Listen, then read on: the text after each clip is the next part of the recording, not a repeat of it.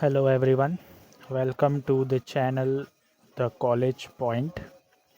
Today we will be learning about the recent trends in SHRM, that is Strategic Human Resource Management, and into this we are specifically focusing on this aspect, the difference between the coaching and mentoring, and what is the important benefits of having a mentor, right? What is the importance of having a coaching, right?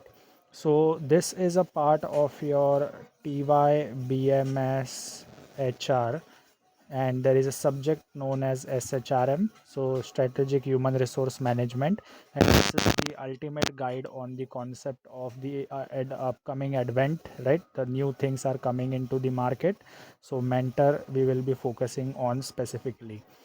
So, who is a mentor? Mentor is basically, we can say, a guide, right? Mentor is a guide. Mentor is the person who advises. Mentor is the person who support. Mentor is the person who provides skills, right? And to whom it is given to the mentee. All this skill, advice, guidance, knowledge, etc., is given to the mentee. So this is about the mentor. Again, as you can see here, the concept of mentor is traced during the industrial revolution era, where the apprenticeship, the person who coming as an apprentice used to learn under the experts. And with the advent of internet, now there is no need for a mentor or mentee to travel from one place to another. They can easily get the guidance, expert advice at any place because of the internet, and that is possible. And that mentoring with the help of internet is known as e-mentoring. So this is very simple concept to understand with this, right? So e-mentoring gained popularity in the 1993 in the UK and USA, and the first e-mentoring program was developed in Canada in 1990, where teachers were given support and training by industry expert. Okay, and this was the actual use of mentoring, because a person expert into one department guides to the another person into the another department, and they can share the knowledge, they can collaborate, they can communicate and share their experience, their way of working, and so that there is an overall development, we can say the overall understanding between all the society related aspects, business related aspects. So various tools of mentoring are, as we can say, there is a e-mentoring concept right now. Everything is electronic, everything is on the internet. So various tools of e-mentoring are email, website, video links, online peer contacts, right? Communication, online peer websites, and social medias. The key aspects of mentoring. What a mentor should possess, and a mentee should also be having that qualities. So the key aspects of mentor mentee relationship, that is mentoring, is skills of questioning. Mentee should be able to ask question in a variety of ways so that the mentor can answer based on his guidance, based on his understanding. Then the mentee should also have the listening capacity. Rather than speaking, the focus should be on the listening aspect. There should be clarification of all the doubts, all the questions, all the solutions, suggestions, etc. And there should be a mutual trust. The trust is equally important when a person is mentoring you, when a person is advising, when a person is guiding you. Then in that case, the trust is the very important thing that is to be considered. And there should be also effective communication and self confidence and esteem, right? A mentee should be feeling confident that whatever things I have learned from my mentor is, yes, 100% correct, and I can apply it on the industry related work, right? The mentor should also be confident that whatever things I am giving to my mentee is perfect and is efficient and we can say trustworthy and valid. So I hope with this you can write the barriers of e-mentoring, right? Can you write the barriers of e-mentoring? As we saw that there is a email e-mentoring, right? Email mentoring. Then we saw that there is a online web-based mentoring. So all this creates some or the other barriers, right? In the email, when a person asks for something, there is lack of face-to-face communication, there is lack of guidance, there is lack of the this thing we can say gestures, movement, body language. Ones cannot see that the things that are written is only understandable. When it is online web based mentoring, a person can see the person face to face, but there is a lack of good connection of internet. Sometimes there is a problem of having an inappropriate device which is not compatible to support certain applications and all. So in that way you can easily write the various demerits or disadvantage of having e-mentoring. There is also lack of personal touch. Okay, so all this forms a part of your barriers of e-mentoring.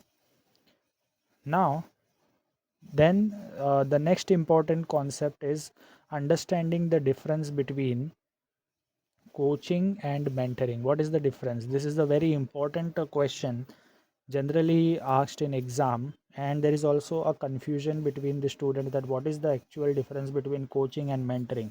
So here is the solution to it. See, understand it properly. Coaching is specific and detailed, right? In sports, we generally hear the name coach, we generally hear the name coaching, but we don't hear the name as mentor or mentoring or something like that. Why?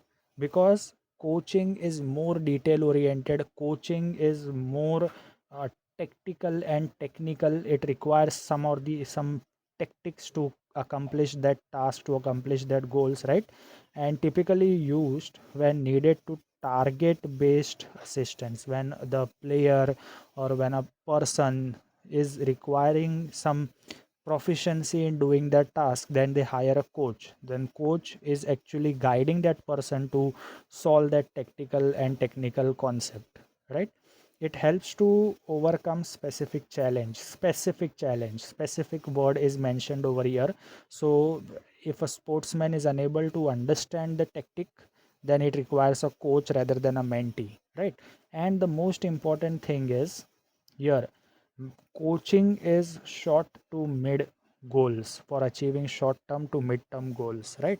It is specific related to that particular area, particular section, particular department, right? It is, yes, quality oriented, but it is short to mid term. But when we say what about mentoring, it is a long term career development, right? And more general, it is more general and integrated way of self development.